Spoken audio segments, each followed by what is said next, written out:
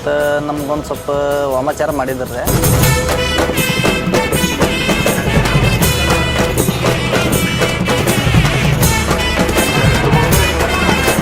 ಅದು ನಮ್ಮ ಮನೆ ಇದ್ದದ ಜಾಗ ರೀ, ನಮ್ಮದು ಹೊಲ ಇದ್ದದ್ರಿ, ಎಲ್ಲ ಕರೆಕ್ಟಾಗಿ ಗೊತ್ತಾಯ್ತು ರೀ.